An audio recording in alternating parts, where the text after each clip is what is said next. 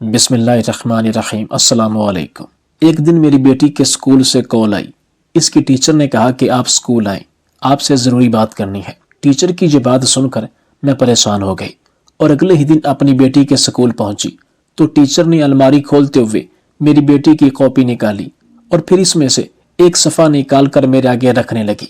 میں آنکھیں پھاڑے وہ سارے صفحات غور سے دیکھ رہی تھی، چونکہ سبھی صفحات پر ایک ہی میں اپنی گزشتہ زندگی پر نظر دوڑاتی ہوں تو میرے رونگٹے کھڑے ہو جاتے ہیں اور میں سوچنے لگتی ہوں کہ اگر خدا کی مجھ پر نظر کرم نہ ہوتی تو نہ جانے میں اس وقت کہاں ہوتی اور کس آزمائش میں مبتلا ہوتی۔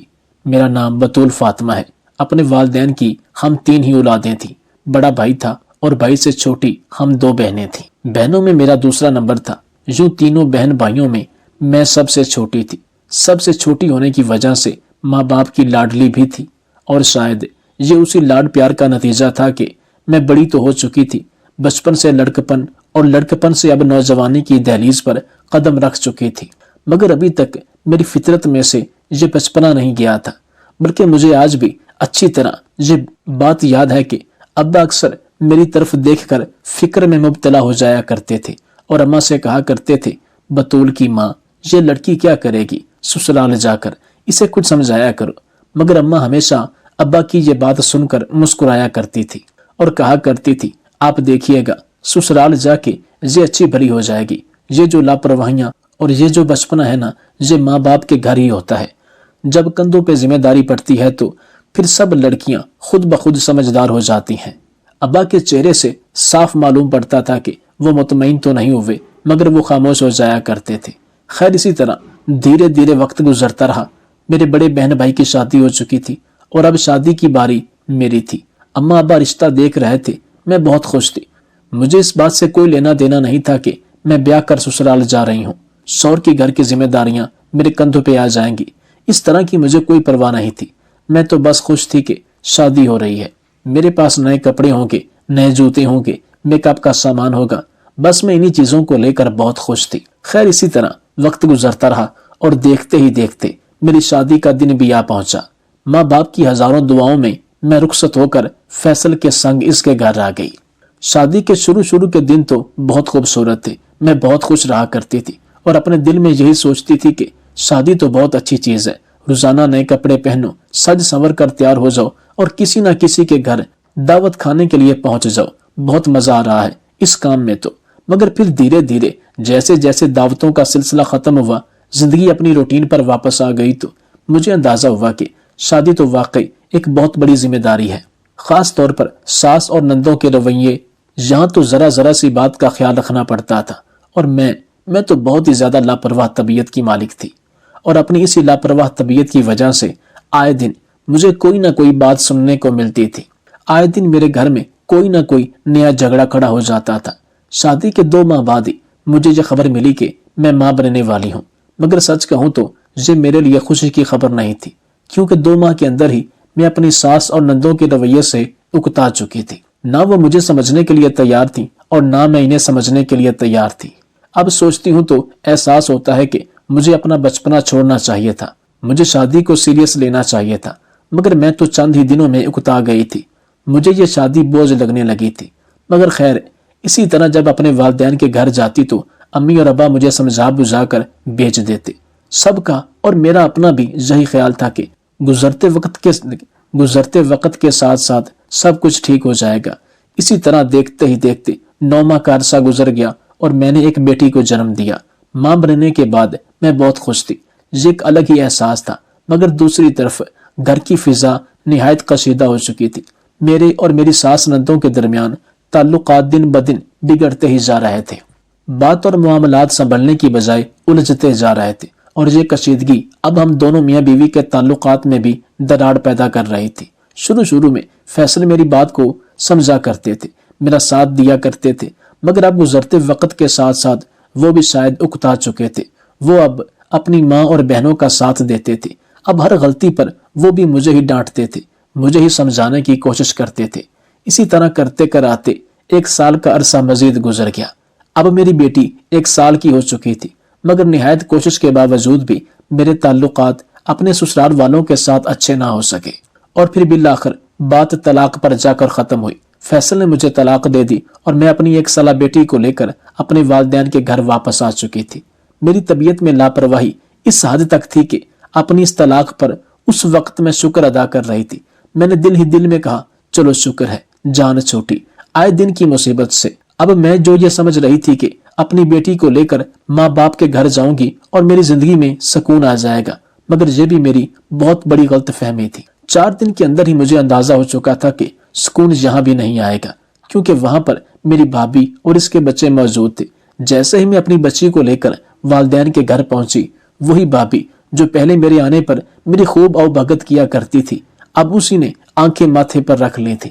اپنی بیٹی کائنات کے ساتھ والدین کے گھر میں نے 4 سال گزارے، مگر یہ 4 سال بھی اس طرح گزرے جیسے کہ میں کسی سولی پر ٹنگی ہوئی ہوں۔ آخر کار 4 سال میرے ماں باپ نے مجھے سمجھانے بجھانے اور منانے میں گزار دیے تھے۔ میرے ماں باپ کا کہنا تھا کہ تمہیں دوسری شادی کر لینی چاہیے، کیونکہ یہ گھر اب ہمارا نہیں ہے، ہم تو 4 دن کے مہمان ہیں، آج ہیں کل چلے جائیں گے، اس کے بعد یہ گھر تمہارے بھائی اور بھابھی کا ہے، اور ابھی ہمارے جیتے جی تمہاری بھابھی نے آنکھیں ماتھے پر رکھی ہوئی ہیں، اسے اس گھر میں تمہارا اور اس بچی کا وجود برداشت نہیں ہے، تو سوچو جب ہم نہیں ہوں گے تو کیا ہوگا۔ بالآخر 4 سال کے اس دورانیے میں یہ بات اچھی طرح سمجھ چکی تھی اور مجھے خوب اندازہ ہو چکا تھا کہ مجھے ماں باپ کی بات مان لینی چاہیے، لہٰذا میں نے دوسری شادی کے لیے ہاں کر دی، مگر دوسری شادی کے لیے میری ایک شرط تھی کہ میں اپنی بیٹی کو بھی ساتھ لے کر جاؤں گی، اپنی بیٹی کو میں یہاں نہیں چھوڑ کر جاؤں گی۔ اور خدا کا کرنا کچھ ایسا ہوا کہ مجھے ایک ایسا شخص مل گیا۔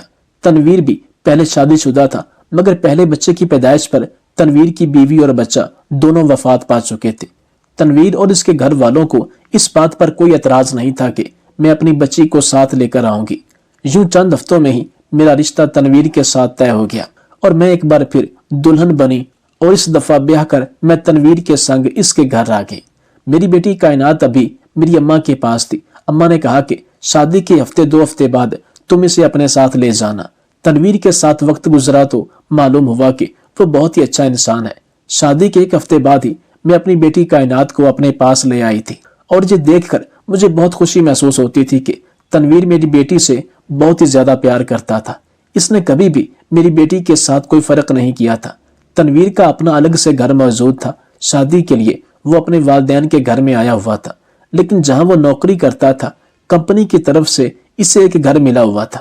شادی کے 1 ماہ بعد ہی ہم دونوں میاں بیوی میری بیٹی کے ساتھ اس گھر میں شفٹ ہو چکے تھے۔ تنویر کے ساتھ میری زندگی نہایت ہی اطمینان اور سکون سے گزر رہی تھی۔ سچ کہوں تو میں بہت خوش تھی۔ تنویر کے ساتھ جو میری زندگی گزر رہی تھی، یہ وہ زندگی تھی جو مجھے پسند تھی، یہ وہ زندگی تھی جو میں جینا چاہتی تھی۔ آئے دن ہم دونوں کسی نہ کسی پارٹی میں مدعو ہوتے تھے۔ تنویر کا سوشل سرکل اتنا بڑا تھا اور دھیرے دھیرے میری بھی بہت سی نئی سہیلیاں اور دوست بن رہے تھے۔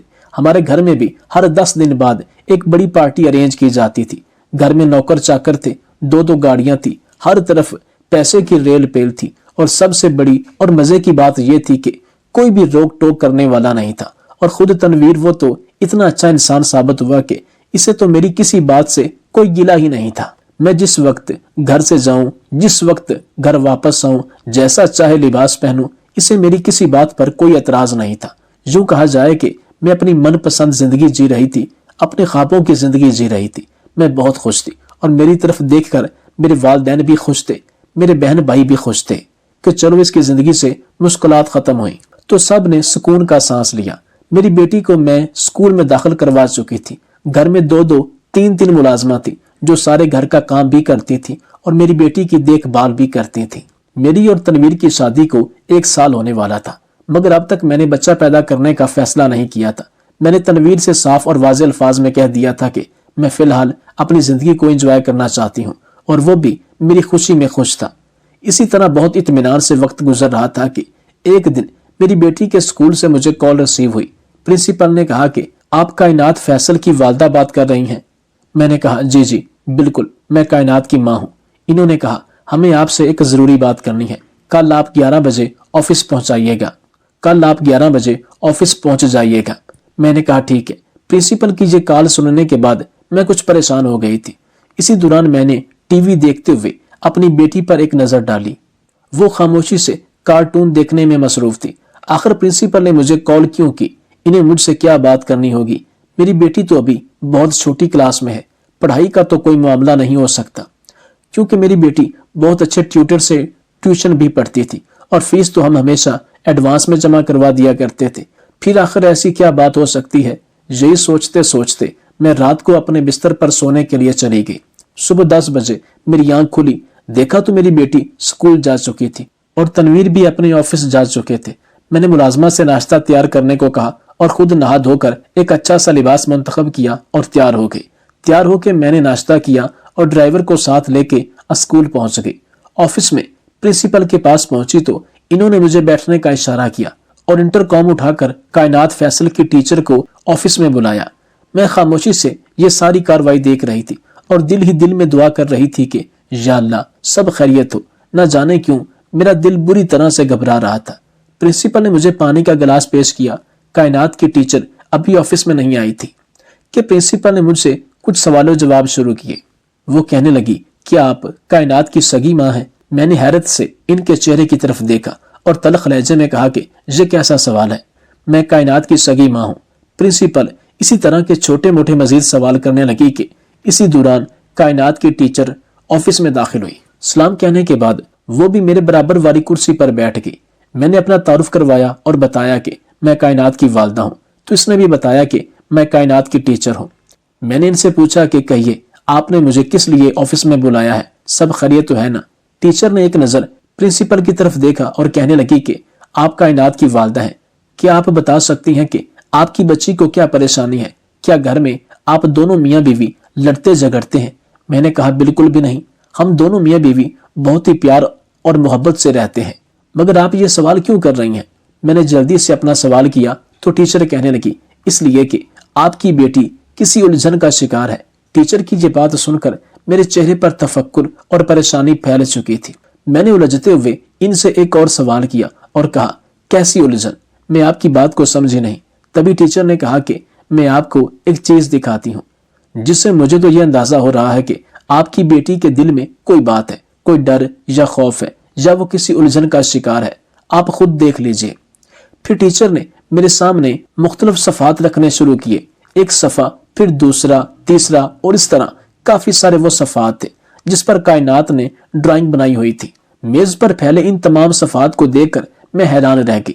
مجھے یوں محسوس ہو رہا تھا کہ جیسے میرا دل کسی گہری کھائی میں ڈوبتا چلا جا رہا ہے، کیونکہ وہ صفحات چیخ چیخ کر ایک کہانی بیان کر رہے تھے، مگر میرا دل ماننے کو تیار ہی نہیں تھا کہ کیا یہ کہانی سچی بھی ہو سکتی ہے؟ نہیں، ایسا نہیں ہو سکتا۔ میرے دل سے مسلسل یہ آواز آ رہی تھی۔ ان صفحات پر کائنات نے ڈرائنگ بنائی ہوئی تھی۔ ہر صفحے پر صفحے کے ایک کونے میں ایک عورت اور مرد ہاتھوں میں ہاتھ ڈالے ہنسی خوشی کھڑے تھے اور دوسرے کونے میں ایک مرد ایک بچی کے ساتھ کھڑا تھا۔ جہاں وہ مرد بچی کے ساتھ کھڑا تھا وہاں کائنات نے اس مرد کے لمبے لمبے ناخن اور اس کے بڑے بڑے بال اور ڈراؤنے سے دانت بنائے ہوئے تھے۔ اب ٹیچر اور پرنسپل پھر سے میری طرف سوالیہ نظروں سے دیکھ رہی تھی۔ ٹیچر نے پھر سوال کیا، کہنے لگی بتائیے میم بطول یہ کیا ہے؟ ہم نے کائنات سے بات کرنے کی بہت کوشش کی، اس سے پوچھنے کی کوشش کی کہ آخر یہ فرق کس لیے ہے۔ صفحے کے ایک کونے میں اس نے اپنے ماں باپ کو ہنسی خوشی ایک ساتھ کھڑے دکھایا ہے، جبکہ اسی صفحے کے دوسرے کونے میں کائنات کے ساتھ جو مرد کھڑا ہے وہ ایک ڈراؤنے روپ میں ہے۔ ایسا کیوں ہے؟ کیا کائنات کے والد اسے مارتے پیٹتے ہیں؟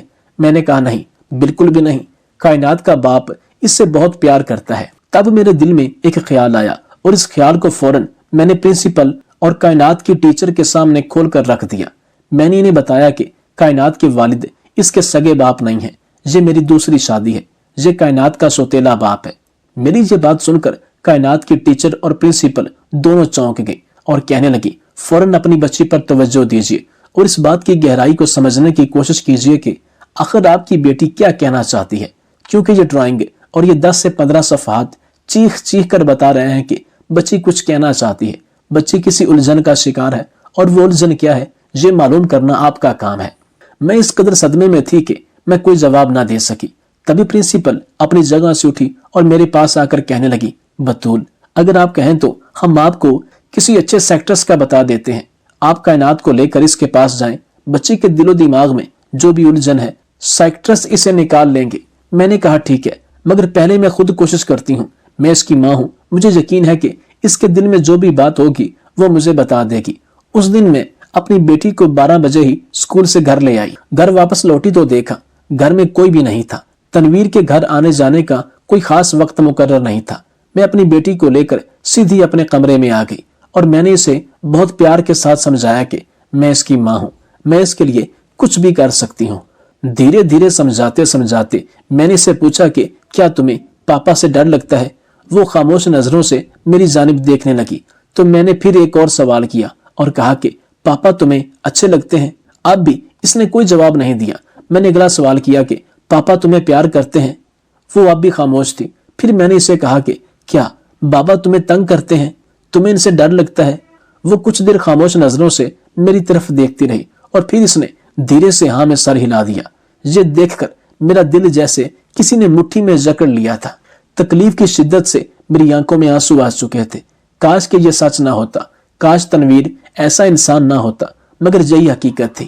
پھر اس کے بعد میں اپنی بیٹی کو اپنے ساتھ رکھنے لگی.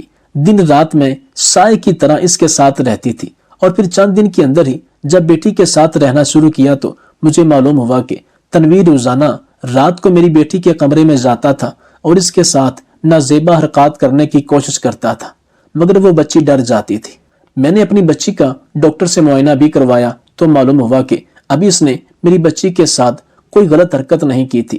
ابھی وہ بچی کو اس راستے پر لانے کی کوشش کر رہا تھا. بچی کے ساتھ چھوٹی موٹی حرکات کرتا تھا اور اس کی انہی حرکات سے بچی خوف زدہ ہو چکی تھی. تقریباً 10 سے 15 دنوں کے اندر مجھ پر ساری حقیقت کھل چکی تھی اور اب میں نے فیصلہ کر لیا تھا کہ مجھے کیا کرنا ہے. اس دن میں نے اپنی تمام ضروری چیزیں اور اپنی بیٹی کی چیزیں ایک بیگ میں اکٹھی کی. جب میں گھر چھوڑ کر جانے لگی تو تنویر حیران و پریشان میرے پیچھے دوڑا اور کہنے لگا کہ آخر وجہ کیا ہے, تم مجھے کچھ بتا دو. تو میں نے کائنات کی بنائی ہوئی وہ تمام ڈرائنگز اس کے آگے رکھی اور خاموشی سے وہاں سے نکل آئی. اس کے بعد میں اپنے گھر آ گئی, اماں ابا کے پاس دوبارہ سے. مگر اس بار میں نے فیصلہ کر لیا تھا کہ میں بھائی اور بھابھی کے گھر بیٹھ کر ان پر بوجھ نہیں بنوں گی. میں نے اپنے ماں باپ کو صاف الفاظ میں بتا دیا کہ مجھے آپ کی جائیداد میں سے اپنا حصہ چاہیے. یہ دیکھ کر بھائی اور بھابھی کے ماتھے پر بل تو پڑ چکے تھے, مگر اب یہ میری اور میری بیٹی کی زندگی کا سوال تھا. لہٰذا میرے ابا نے خاموشی سے جائیداد میں سے میرا حصہ میرے حوالے کیا اور اس کے بعد اس رقم سے میں نے اپنا ایک ذاتی گھر خریدا اور اپنی بیٹی کو لے کر وہاں پر شفٹ ہو گئی. اب میری بیٹی جس سکول میں زیر تعلیم ہے اسی سکول میں تدریس کے فرائض سر انجام دے رہی ہوں. اور ہاں, آخر میں اپنے سننے والوں کو یہ بھی بتاتی چلوں کہ میں نے اپنے والدین کو بھی اپنے پاس بلا لیا ہے. اب میری زندگی نہایت ہی اطمینان اور سکون سے گزر رہی ہے.